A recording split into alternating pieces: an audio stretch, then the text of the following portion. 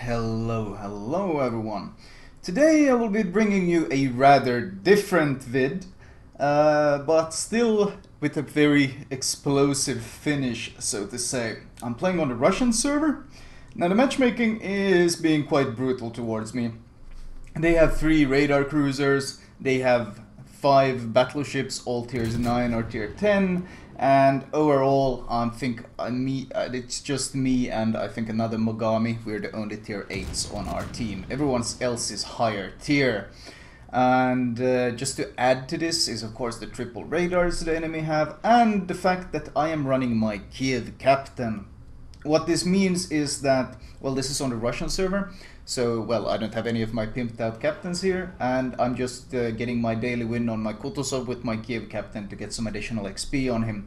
But he only has, I think, 14 points, and none of them are really relevant for the Kutuzov. I don't have Adrenaline Rush, instead I have Last Stand. I don't have Superintendent, instead I have the health perk. That's why I'm running around with 43.5k health in this Kutuzov, and that's why I only have 2 smokes. So I have to be extremely conservative and careful with these smokes because, well, I need my 2 smokes to last me a potentially full 20-minute game. That's why I'm sailing around this terrain and trying to use the terrain as much as possible and just trying to be as conservative with these smokes as possible. Already getting radared by the Moskva, but I'm in a pretty defensive position, so that's okay. Of course, once again, Kiev captain, so I have no concealment expert either, so my spotting range is 12.7 instead of the much better, I think, 11.5, or you reach with the concealment expert. It might even be lower, I can't remember. Regardless, the spotting range is pretty damn garbage. I also don't have IFHE, so you might notice that by the fact that, well, my shells are shattering a lot on a lot of targets that with IFHE you would not have this issue. In fact, my direct raw damage with HE is completely garbage. Once again, on the Kiev captain I instead run AFT, which is of course would be useful on the Kutuzov if there was a carrier. But of course this game doesn't have a carrier either, so pretty much every single perk I have is completely useless. And to add to the pain, it seems that fire prevention is pretty damn popular on the Russian server, I guess because they have so many Kutuzovs and such. So my only chance of doing a lot of damage is also being greatly nullified because, well, I rely heavily on fires and there's a lot of fire prevention running around. So this is just a rough game to begin with. A very rough game in that sense that I already know that this is going to be a struggle to get any sort of decent game out of this. So I'm playing extremely passive and extremely careful. Well, not that playing, even if I had a proper captain, I don't think I would be playing much more offensive because, well, there's at least 1 radar here. There's a Moskva behind that island on my left, and on the right where I'm aiming now, well, you saw him, there's a Donskoy back there as well. And both of these, of course, have 11.7 km radars, so I need to keep that in mind. That Donskoy is especially worrying to me right now because this terrain that I'm using to shoot at these targets to remain undetected, well, if the Donskoy keeps sailing the way he's sailing around right now, if I shoot, I'm gonna get spotted by him, which means in return all these battleships will see me, and these islands are not high enough to protect me from any sort of incoming fire. In fact, that's one of the weaknesses of the Kutuzov's railgun-like shells, is the fact that, well, you can't really lob these shells over any island. If you can shoot at the battleship with the Kutuzov, the battleship can probably, most likely, with the 99% certain probability, also shoot at you. So that's always going to be a bit nasty. The Tashkent grounds.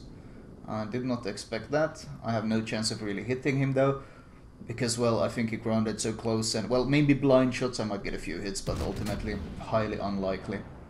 So I'm just going to keep working on this Yamato that is running fire prevention, which means, of course, well, I have 1 fire on his superstructure and that's pretty much it. I'm not going to get a second one.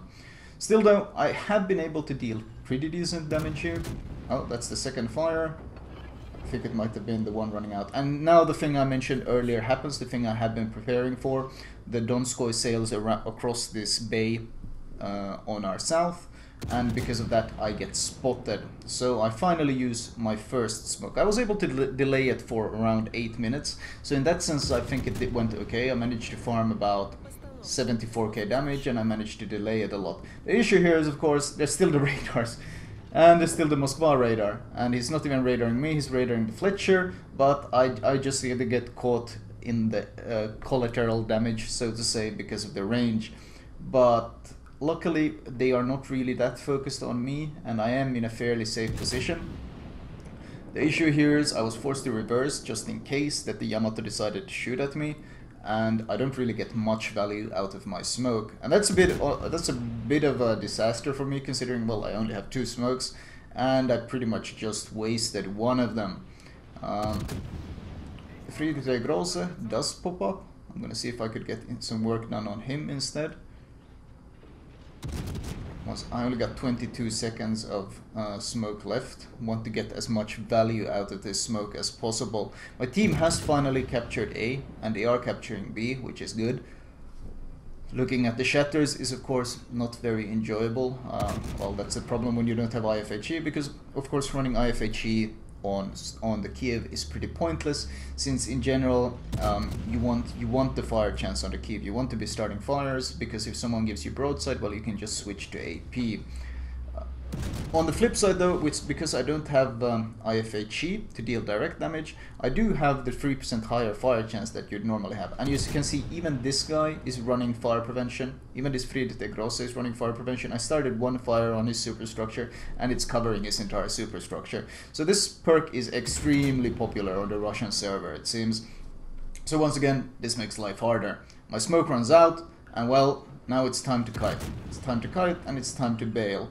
Luckily though, since I maintained a fairly good distance, this isn't the end of the world having to kite away from them. He's gonna have a fairly hard time of hitting me, because, well, he is a Friedrich Grosse, known for fairly trollish guns. The problem is though, every time he hits me, those guns are big enough to pen and deal a nice chunk of damage. Same since the other Friedrich Grosse also pops up, and suddenly I've lost almost half my health, even though I was angled and they didn't really get any citadels or anything. The problem is, of course, the Kutuzov doesn't really handle sailing in the open that well, because, well, the armor isn't really designed to take these heavy impacts. The lack of IFHE shows though. I had 108k damage when I unlocked my Witherer, so that means I've dealt only 48k direct damage, and everything else has been from fires. So that shows you just how much I rely on that fire damage to deal any damage at all. I think this Friedrich Grosse damage conned, so I'm gonna start working on him as well. And finally, my second smoke is up, and most importantly, the Moskva is far enough away that I can actually use it. Now I'd really like to get a fire on this guy. He's already started reversing, backing off, which is not necessarily a bad move, although I think he could have gotten away with just turning around and gotten away faster. I'm hoping to get a fire on him though, because, well, since he's used his repair, it would be a permanent fire. So even though my shells are shattering on this guy, getting that fire is very much worth it. Getting a second fire would be even better, since I think I got lucky enough to get the fire on his bow, which means that even though he runs IFHE, there's still that superstructure spot that I can still set the fire on. So as long as he's within range, I'm gonna keep hammering him, because, well, at this point we're starting to really need these points. I do get the second fire on the superstructure as I wanted. It's very important that if you start a fire on one spot, you make sure you aim intentionally for another spot to start the second fire. Reversing out of the smoke to get a view to see if the Moskva has been trying to sneak up on me. Well, I find something else sneaking up on me. Not the Moskva, as I expected to be trying to sneak up, but instead a Kagero. He did use his torps though, so I'm not really in that much of a hurry. But I do want to pop out of the smoke and see if I could do something about this. We still have the capture advantage, which is great, but the problem is we are losing ships at a pretty alarming rate. Now, there's a chance he might still be in the smoke. It's unlikely, but I might as well drop my torps here. I am detected, which already tells me that he's no longer in the smoke. This is of course how you can use situational awareness. Well, it used to be called situational awareness, but basically if you're detected, it already tells you he can't be in the smoke, because if he was in the smoke, I would be undetected. So my best bet is his, well, I can't really tell at this point. I would be guessing he's sailed north though, because his whole plan seemed to be trying to get around with the flank. So he's somewhere in the north, and I'm contemplating if I get a quick spot on him, this might be worth it, but overall this is just going to be a waste of time. A Kagero, it's fast and it's extremely stealthy, and if I start chasing him, what I'm essentially relying on is him being bad enough to allow himself to get spotted, and that being my way of killing him. So that's such a low percentage play, such a low percentage chance of it succeeding, that there's no point of going for him. You often see people overcommit to chase DDs, and when you chase DDs in any other thing that besides a DD or a radar cruiser, what you're relying on is the enemy DD fucking up. That's really it. In this case, chasing the Kagero, my only hope was him screwing up. Now my number goes up to 3 as I'm turning here, so I make sure to make it a hard turn. Obviously I'm giving broadside and a lot of battleships want to shoot me, and well, they start popping up now. I know the Kagero is targeting me, probably the Moskva and this Friedrich der Grosse as well, so I make sure to angle so I don't get nailed by him. I'm still looking for the Moskva though. And there we see the torps. So my guess of the Kagero going to the north was actually correct, but still disengaging and not bothering to chase was also the correct choice, because as I said, it's a very low percentage play that relies on the enemy being extremely bad, and in general, when a game is this close, you don't want to waste time on those types of plays. The second guy targeting me, or well, third guy at the point, pops up, and it's the Moskva. Now this is a bit of an issue. Well, of course we have our IFHE, not that it would actually help against the middle deck armor of the Moskva, since the Moskva has 50mm, but it would help against the other parts of him. The problem here is, of course, well, no IFHE, means that the only place where I won't really get shatters is the center of his ship. So, but AP wouldn't really work either. So my only option here is to keep spamming HE on him and basically just hope for fires. Now ideally this Hindenburg that's with me would also use HE, because Hindenburg HE isn't bad at all, and Hindenburg fire chance isn't bad at all. Together we could burn the ship down very quickly, but he is stubborn and he keeps shooting AP, which is really weird. Sometimes you see these Hindenburgs that are very stubborn to stick to the AP, and I've tried to make these vids where I show off just how strong the HE on that ship is, and it's even getting buffed further, but it's already very, very potent. And in situations where someone angles against you, you should absolutely use it. But I still see these German cruisers that just insist on using the AP. And this Moskva, well, he doesn't need to get broadside, why would he? He has 2 guns in the front. Luckily though, I did get 2 fires on him, and he damaged Quant. So at this point, I have a huge advantage, and I just keep nailing down these shells on him. Even if the shells shatter, they can still start fires. There's a bunch of myths surrounding HE shells that, oh, if it shatters, it won't start a fire or something equal nonsense. No, they can shatter but still start fires. That's perfectly okay. Here I take a surprising volley I wasn't expecting. I thought the one targeting me was the Moskva. He was switching to me because he had so many fires, but it was actually the Friedrich der Grosse down in the south who was trying to snipe me from across the map. Now, I know he's already just shot, so I know I can easily shoot off 2 volleys before I have to turn. So I shoot my 2 volleys, there's no point to panic and turn before this. I want to deal the maximum amount of damage, and only after I've shot the 2 volleys do I turn, and it's just in time to dodge the incoming shells. If a battleship has just shot at you, there's no point panic turning right then. He's already shot. I mean, if the shells have landed, that is. If the shells have landed and already dealt their damage, going into a panic turn right after that, if he's the only one shooting you, well, there's no real point. He's stuck with his reload, so you might as well deal the maximum amount of DPS as I did there, which was 2 full volleys, and then once those shells are over, then you turn away. Now I'm keeping a constant eye on my detected thing, but I put a lot of islands between me and the Friedrich, so it should be very hard for him at this point to kill me. I got another fire on this Moskva. The problem is though that he's finished off the Hindenburg. Luckily though, the Hindenburg has bought me enough time. You see the number goes up to 2 people targeting me. As soon as I see that, I turn away, because this time I'm more than prepared for the Friedrich trying to go for his snipes. Thanks to the fires though, I do burn him to death, and because I turned in time, I managed to dodge the Friedrich der Grosse shells as well. So this is good. We still have the capture point advantage. We are down 3 ships against 4, which is less good. Another issue here is our Zumo is pushing through B pushing through the middle into B, which really baffles me because we got 2 minutes and 45 seconds left. We have a big lead. Even if they cap B, it doesn't matter. They can't win. They won't get enough points with that to win. And well, if you got 25k and you know there's a DD in B, why are you pushing through a small choke into B? Not surprisingly, Torps are coming his way already. His spotter plane is lucky enough to spot them, but I mean, anyone should have been able to predict this, least of all a battleship. He's going through a narrow choke and into B. In fact, this choke here is one of the reasons why I dislike going on A on this map, because the only way you can reinforce B from A is by going through this choke. And of course, if enemy DDs are there, well, torping that gap is so much fun and so easy, and well, they just love doing that stuff and farming free kills. And that's why usually when you go A, the enemy gets C and B, and then the team slowly crumbles as you're down a cap and you're down in position and all sorts of issues. Regardless though, I'm pretty sure this Izumo is dead. There is a Shimakaze in A that's capping, and I realize at this point I need to get into A to stop this cap. I'm down to 11.5k health, I got no more smokes left.